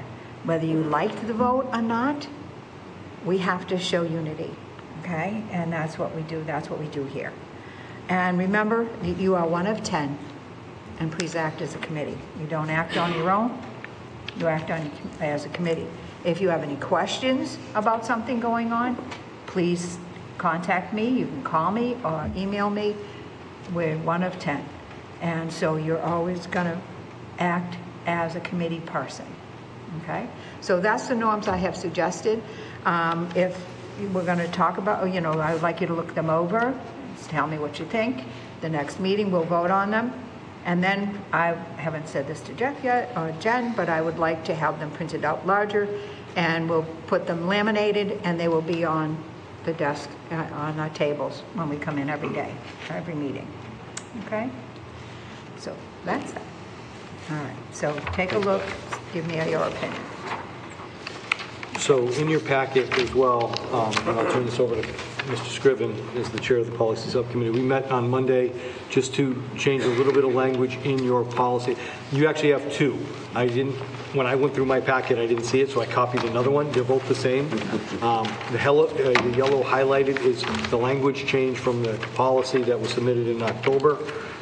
It's just, again, a little language change. This is your second read in time for comment on this, because I would like to have a vote on this policy on public comment so we can get it out to the public for our December meeting. Yeah, please do, Chris, yes. Yeah, sure. So just the highlighted area, what we discussed. Yes, please. The school committee desires individuals to attend its meetings so that they may become better acquainted with the operations and programs of our schools and welcomes public comment. Public comment is an individual's opportunity to express an opinion on school committee business. The committee may respond to a public comment by taking it under consideration when deliberating on an agenda item, recommending an item for public hearing, or referring an issue to the administration for appropriate action or response. While public comment is not a discussion, debate, or dialogue between individuals in the school committee, a public hearing allows for this opportunity. If the committee believes that an issue requires a dialogue, the committee may schedule a separate public hearing at a later date on that issue. In addition, any citizen who wishes to make a presentation to the school committee on a topic within the scope of the school committee's responsibilities may request to be placed on a future agenda at the discretion of the committee chair. Lastly, school committee members also encourage citizens to contact them directly through email if questions or concerns arise regarding issues under the scope of the duties for the school committee members. And this particular thing was kind of important to me. We had some, like we talked about before, pretty healthy dialogue back and forth on how to amend this policy in light of the fact that we've kind of gotten away from our written policy in recent years. And the public, I think, was getting accustomed to it in a certain way, but it really wasn't in line with our written policy. So, it was important to me to articulate this in a particular way that it was stressing the interest in our interest in engagement from the public and in the different ways that they can engage with us through email, public hearings if it goes that route, a public comment or whatever. Really wanted to highlight all the different ways that people could reach out and contribute. And this piece right here, that yellow is going to be on the agenda. So on, at the bottom, top, small piece, this piece will be there so that the public, once this is published, will always see this. Because this is also a little bit of a change in our policy, so it was very important to the subcommittee to make sure that it's there on the agenda for people to read. Stephen? First, Chris, thank you very much for you and the others that have worked on this. Much appreciated.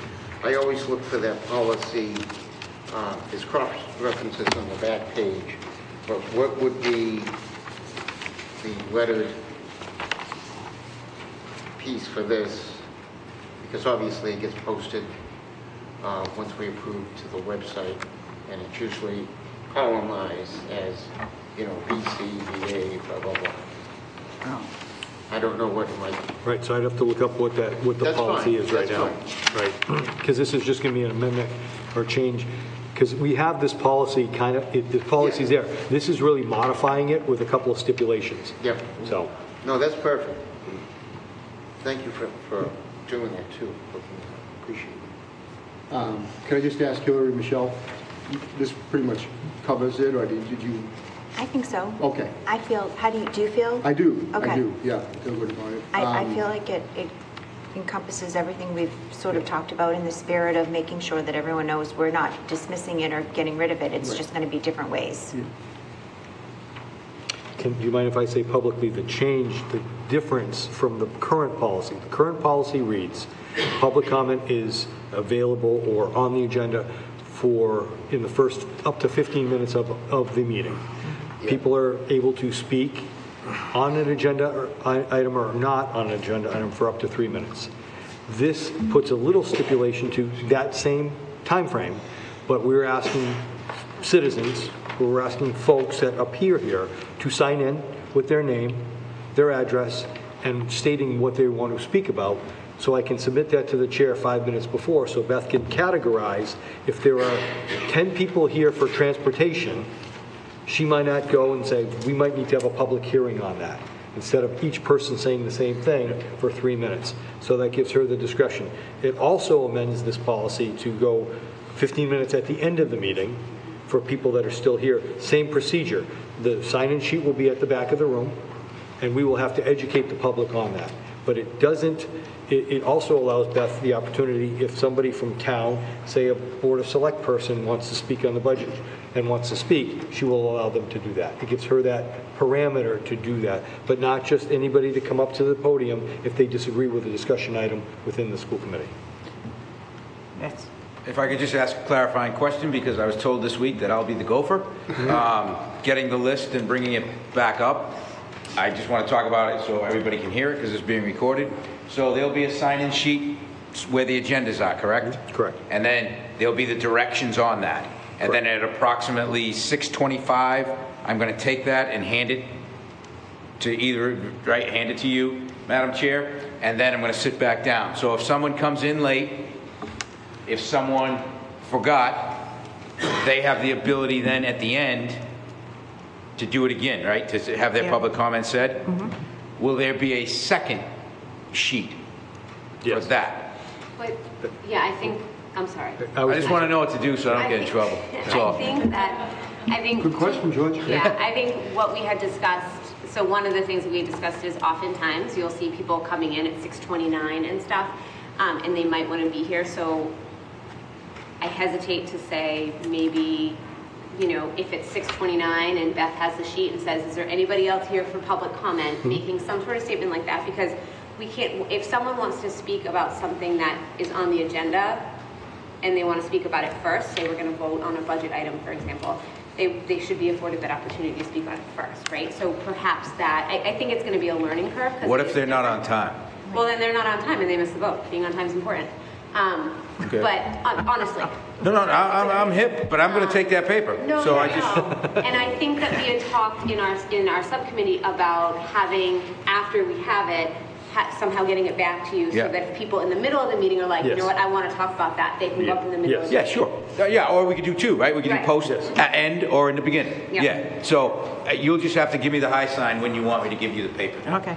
Okay. All right. Glenn? Just a question. Is public policy a right or is it a privilege extended by the chair or the... It is actually it's a privilege. It is a privilege. Yes, they do not have the right to speak. We do not have to have public comment. There's a lot of school districts that don't. If we allow public comment, can you pick who you're going to let speak and not speak? No. Okay. No, like you can't, or no, you wouldn't do that? I understand the difference. Yeah. Well, I'd have to watch time-wise, too. Yeah. You know, I mean, if we're over, you know, I'm just saying, let's just say person. someone's going to speak about something that a lot of people might not want to hear. You can't tell them, oh, not you, but you. Absolutely not. I would never. Not would. Well, I'm not asking would. Well, so here's the thing. A lot of, excuse me. First, it has to be on something that we could control, the school committee controls. Sure. Okay. Okay, so I can stop someone if we don't, if it's something we don't have any control over. They just can't use it as a soapbox. I totally understand. I'm just curious. Yeah, so that then I would stop that. Yes, absolutely. Okay. But otherwise, no. Yeah. I would just say, to your point, Glenn, there would never be an instance where someone was coming up and we would say, you can speak, but you can't speak. I mean, I wouldn't be that direct, but I'm just saying if we have, either they have the right to speak or they don't, is what I was wondering. No. It's our policy to allow public comment. Yeah. So once it's open, anyone who wants to speak can speak. Within the parameters of the Within the parameters, sure. Absolutely. Yep. So one thing about public comment too, each of you, when you got elected, became a public official, just like me. Those folks aren't aren't public officials. People can come up to that podium and say sometimes some nasty. Sure, that's right. That was my point. Like, I know I'm not going to like what they're going to say. You can't stop them. I'm going to skip them. You can't do that. Not that I would do that, but you have the right to do that. No, they would get their 3 minutes, and as uncomfortable as it might be. It might be, sure. What the public can't do is do something illegal. slander, defame. Sure, But they right. can call you some different things. And Yes. there's been court cases across. And I did see in here, we said you can't speak directly to a member. Right? Correct. So it has to be to the committee. To the committee, and in that public comment, folks cannot. Yeah, and I've seen videos how they literally divulge into just And that's up to the almost chair physical problems. to stop. Correct. So that's why we really want to have a policy and not an open forum, because it can get really mucky around that. Okay, it was all curiosity. Absolutely. Good question. Anybody Good else? question. Now, are we voting on this tonight? Yeah, I would like to have a vote if the Dawn, committee you so had a chooses. question? Sure. As Mr. Boyce mentioned, I have a question too on the policy letters, if you will, because every policy has an acronym and is identified with some letters. This doesn't indicate that, and I looked online at our policy book online already, and public comment at school committee meetings is letter BEDH. And it actually does say, number one, at the start of each regularly scheduled school committee meeting, individuals will sign in for an opportunity to speak during public comment. But we never did that. Yeah. So that, but it is currently in the policy. So we don't have to amend this to add that. Right. We already can do it. That's my point. Okay. The second is that there's a second policy in here, which is BEDH-E. I don't know when this was added, but it looks to be exactly what we're voting on tonight. So I'm very, I'm not confused, but I'm concerned that information that we're discussing now is already online. It already says that a citizen who wishes to make a presentation to the school committee on an item, can request that and be put on the agenda and so forth, which is part of what we're discussing. So I have a question on how that got entered online already, and this is titled as guidelines for public comment. So what we're voting on tonight, is this a policy for public comment, or is this a policy with guidelines for public comment? I really think we need to hold and clarify what we're doing tonight and whether we're amending two policies already in here, how this second one got in here. Well, a guideline couldn't be a policy. It can, but it's already in here, and I don't know why it's in here. And it's labeled as a policy BEDH-E. My follow-up to this document on the second page, number 5, says any committee member may direct questions to the speaker, meaning the person who's speaking at public comment, through the chair in order to clarify comments of the speaker. It would be my ask or my opinion to strike that from this if we are to move forward, because I believe, I understand a clarifying question is going to be posed to the speaker, but that can be a form of intimidation, right? We want this to be open to the public, for the public to come and talk to us and give us their comments. But if in the back of their head, they're like, they might ask me a question, I might be put on the spot. That makes me uncomfortable. I'm not going to that school committee meeting. I'm not voicing what I have to say. So I have concerns that may end up then in a dialogue, right? So now a question's asked. That person's now going to answer. Is there another clarifying question? So that's how I read that. I would, on the next page, number 7, the presiding chair has the discretion to allow comments from the public during a meeting on a specific agenda item. I'd be cautious of this, and I understand, Chair, you said, you'll decide. I think that leaves you, again, open to discretion. And someone may say, why didn't you let me? You let someone else. And now it puts you on the hook, or puts the chair on the hook, if you have. And lastly, on page 3, the presentations at school committee meetings. We have business to do at this table. Our job is to do business. We spent a lot of 3-hour meetings here. If we're now adding on to that a citizen can come and make a presentation to us, I'm sorry. I do want to hear from my constituents. I have my phone number out there. You have my email. Please contact me and talk to me. I want to be open. I want public comment here. I want to hear from people. But for a presentation, when we've got business to do, I don't see how that could be helpful to the business we need to do at the table. And to clarify too, it does say at the discretion of the chair to allow it. So I think if it was, something that was not appropriate or not dealing with what we're trying to deal with during the school year, I would say. But we do have, I'm having people make presentations, but I'm requesting them to come. Of the district, sure. Yeah. The educational program's fantastic. I read this as a citizen wants to come and, like we've had in the past, citizens come and talk about busing methods and mileage methods and things they've evolved. And maybe it's helpful, and maybe that's one-on-one, and maybe I'm wrong. I'm here to one of 10 just sharing. I'm assuming you'd have to limit the length of a presentation as well. Like it's 3 minutes for a comment. Yeah. You'd have to limit just that. Like we limited tonight's. Tonight's we're limited the presentations from the 2 groups that we had. Mm-hmm. Were limited. They knew how much time they had at a time. Yes, Chris. I just wanted to respond to Don for you. We are affording every opportunity we can for public engagement, but part of the responsibility of being a citizen, if you choose to engage, then you may be asked a question. And I don't see that as something we need to worry about, or anyone should worry about. We're always going to try and conduct ourselves in a civil manner and recognize and abide by our norms and things like that. I don't subscribe to the idea that we should, make our policy based on what ifs and being afraid of, put something that might go awry. And secondly, we elect a chair, and what we elect is a person to lead us. So I am very comfortable with giving the person that we elect as chair some leeway to use their discretion as they see fit. And if I was elected chair, I wouldn't hesitate to use my discretion, because I have full confidence that I would do it, in a conscientious manner. So I don't think leadership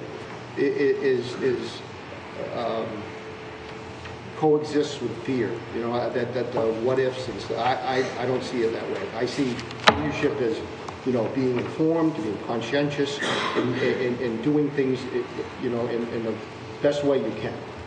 And if that disappoints some people along the way, that's probably part of the package. Yes, Hillary? I just want to speak to the policies that are already in our policy manual. So when we got together, we've been working on this since September, I would say, right? Mm-hmm. In long meetings. We took what we already have and said we need to tighten it up, right? So the public hearing and the presentation piece was already in it. And so that's where that came from here. No one snuck this in already or anything like that.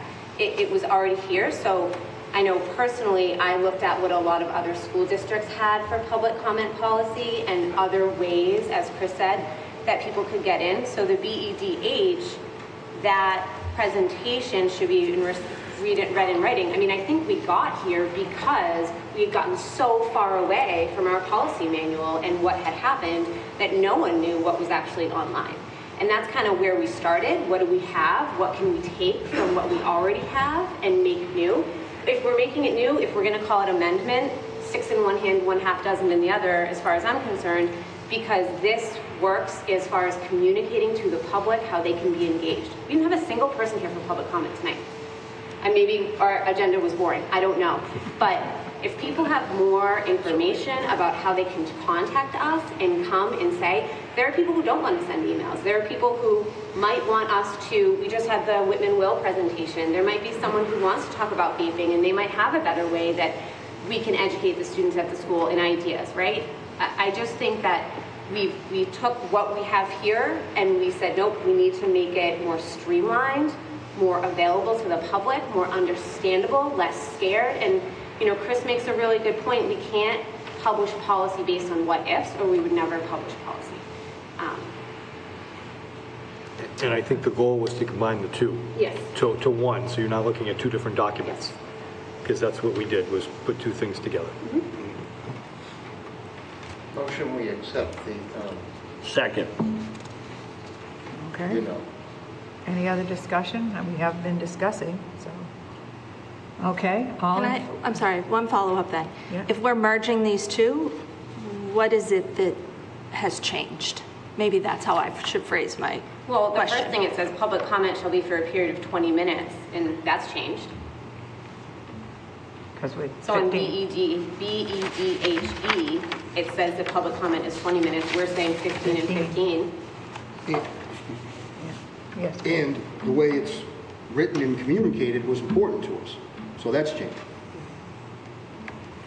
And then after, a second. That's what I said, 15 and 15. Sorry, yep, thank you. And instead of having two things that people have to go to, now you just go to one. That was the other piece. It was So weird you'll that it was correct, two. you're correcting what's there, is Yeah. another word. Okay. All right, well, we have a motion and a second. Okay, all in favor of the motion to accept this policy as written? Raise your hands, please. Okay, and opposed? And an abstention. Okay, one opposed, one abstention. Okay, so that's our new policy, and you will take care of it? Yep. In putting We'll into send the... it, yep, we'll send it to MASC. Wherever it has to go.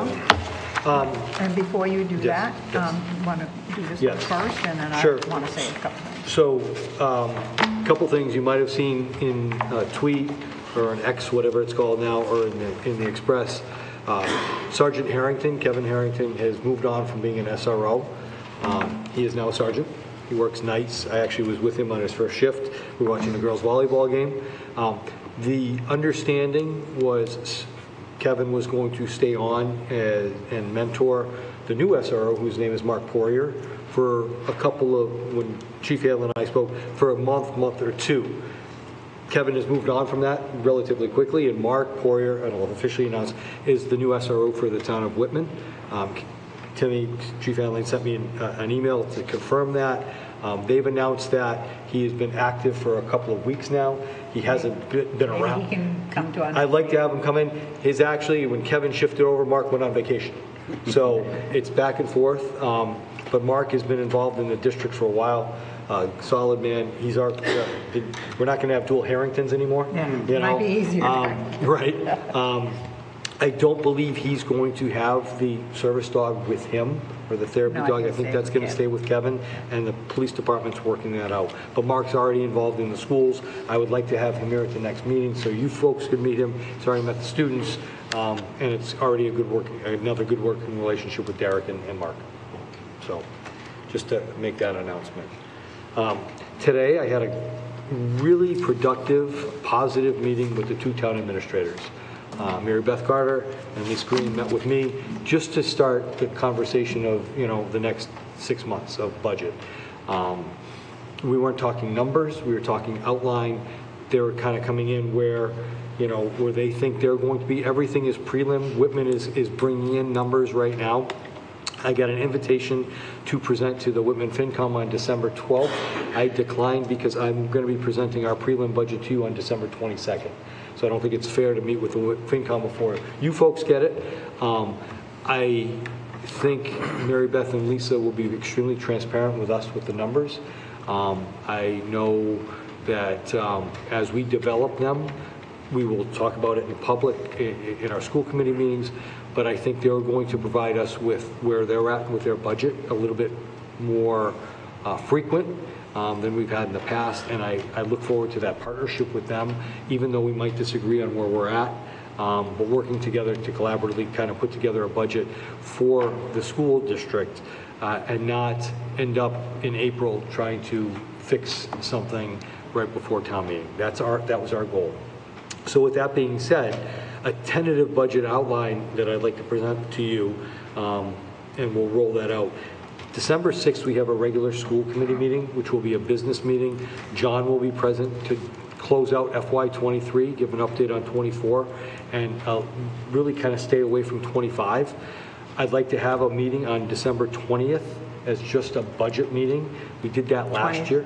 Yes, December 20th, which is a Wednesday, right before we go off for winter break. Our next school committee meeting is January 10th. And I did ask both TAs if their boards would have flavor for a joint meeting again. They were going to run it by their boards, but they also said it probably wouldn't hurt and show collaboration again and openness to have a budget discussion. So I'm proposing that as the 17th of January. February 7th will be our public hearing on the budget, which we have to have. Our regular school committee is on the 14th of February. And we know it's going to be easy budget season, so we won't have to schedule any more budget meetings. But our regular school committee is on the 14th, and we have to send their assessment, or 14th of March, and the assessment is due, by my count, I could be off a day, March 22nd, which would be 45 days before town meeting. I know we're going to have to scatter in some more budget meetings in there. I will send this out to the committee through Jen, just so that you can mark your calendars. But that is something similar to what we did last year. I am looking forward to working with Mary Beth and Lisa moving forward as we put together the budget. They're looking forward to the 22nd. They have both warned me, as every other TA has warned me in the past, budgets are lean. It's nothing new. But I also presented during our capital meeting today that we didn't really send them a whole lot of capital either, so it might be a little bit easier as we go through this process. But we'll be presenting to you an outline of a budget on the 22nd or the 20th of December, if that's appropriate. That's an additional meeting to the committee.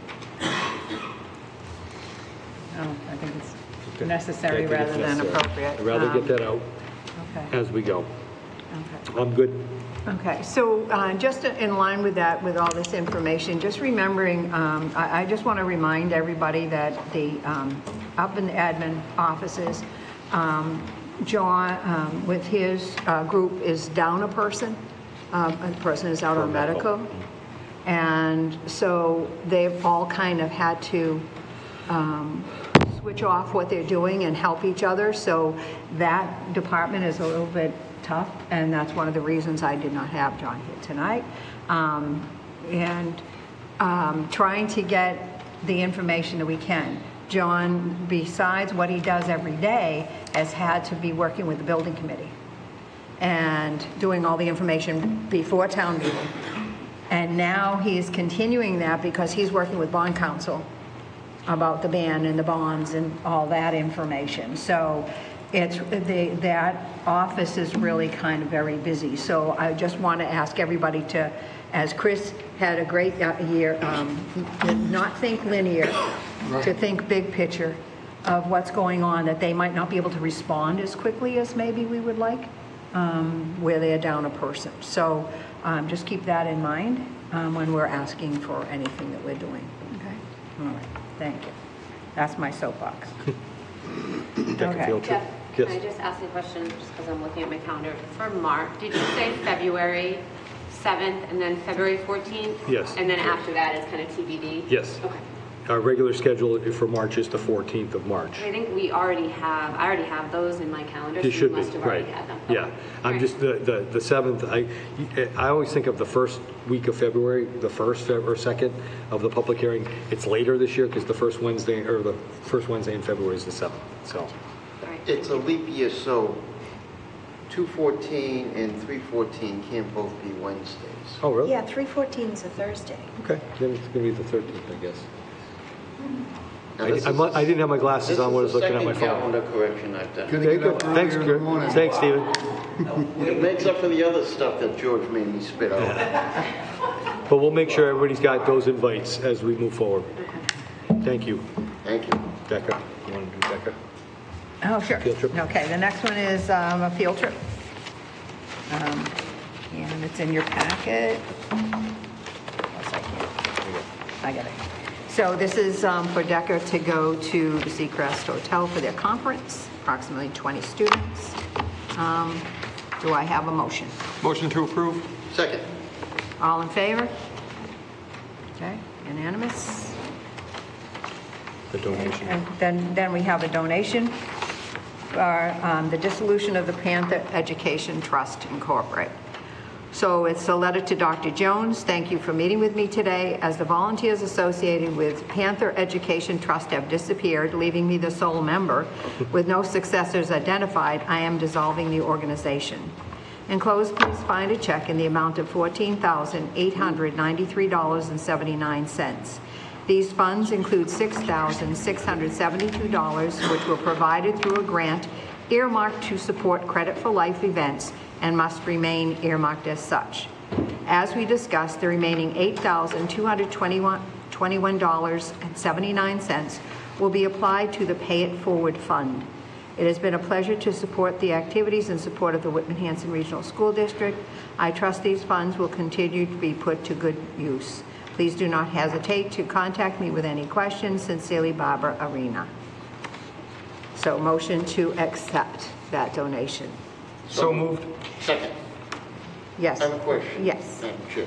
So would this fall under anything like with John, with the outstanding balances on certain accounts and so forth?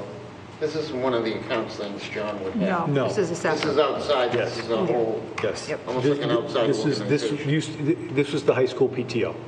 Gotcha. Okay. And they had their outside funds. They dissolved, and they've earmarked certain funds for, which will go into Chris's revolving account for, earmarked for these pieces. Wonderful. Thank you. Okay, so we need a vote. Yes. All in favor of accepting the donation, please? Okay, unanimous. Okay, subcommittee reports. Regional Agreement Committee, Iraq. Yeah, that's all. We haven't met since last meeting, but we are scheduled to meet Monday at what time? I think 5. 5. Yeah. And Ms. Kemet is the Hanson select person. Yep. We didn't have a select person or select board member. Laura Kemet will serve as that person. Okay. Operations and Capital Subcommittee, Mr. Boyce. Yes, thank you. We just met before this meeting on the agenda, and what we talked about was school evaluations with facility manager Mike Briscoe. He has not only gone out himself, but his team identifying the obvious, looking around outside the grounds, realizing that the roof on Duval is still on the list and slated for some time later. Talked about Hanson Middle and their roof being from 1998. The HVAC at Whitman-Hanson will come up next. And he's really looking for long-term capital matrix planning for these skylights at the Hanson Middle School, a new dump truck, and we talked about the various monies for E-rate, knowing that we got the chillers and one other item for capital going to the towns this year. And the update on technology with Gideon, he's got monitors for the new TouchView interactive panels. As of November 9th, he still had, I believe, he received them for the Hanson schools and the high school, ASA monitors. Chromebook covers for 6th grade students, 300 were deployed, hoping to help divert any damage to those if they get dropped or whatever. And that was something that I think parents signed up for. There were, I'm sorry, not that one, sorry, I jumped ahead. 527 enrollees for 3rd through 12th grade for Chromebook insurance. That's what the parents signed up for. So that's a good number of people. It gets broken, one already went out. It gets repaired, it gets sent back, and also there's a loaner that's provided.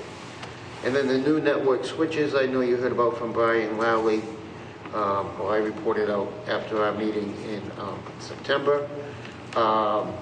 They talked about the other needs for, or what needed to be done to finalize any spending that was done in FY23. The dual two-factor authentication keys is something that they are waiting on delivery in process, and it's a choice of, I believe, on the phone or it's a device. Mm-hmm. And we will all have to do that, and we will all get trained here on school committee too. We've carried plenty of devices before. Thank you. And a new projector installed in the high school gym, November 13th, through the athletic revolving account and one other. And we talked about the E-rate. My good friend, Dr. George Farrell, the 15th, knows this one well, and we'll keep you updated. As we get closer to when we actually use this, we'll know the specifics on the money and so forth. And, when we go on the Pilgrim Area Collaborative, we do not meet in November. We're combining our December meeting as the November-December. In October, I was re-elected as the Collaborative's secretary. We do have 3 of us that have been there the longest amount of time, and one of the big things I thought was let's have sort of like a mentoring program, if that would help at all, because people still need to learn about, budget committee, budget subcommittee, policy committee, personnel. I think I'm serving on personnel and budget for this upcoming school year. And we also had presentations from the auditor and to new members. And I think there's a piece that will probably come Jeff, just like came for the North River Collaborative. It would go up in whatever on the site, but you're all welcome to look at it. It was, I don't think we actually voted it, so maybe it's coming up again in December. Those are my 2 reports. All right. Anything else? Motion to adjourn. So moved. Second. All in favor? See you, folks. Yeah, done. Thank you. Thanks, Steve. Okay.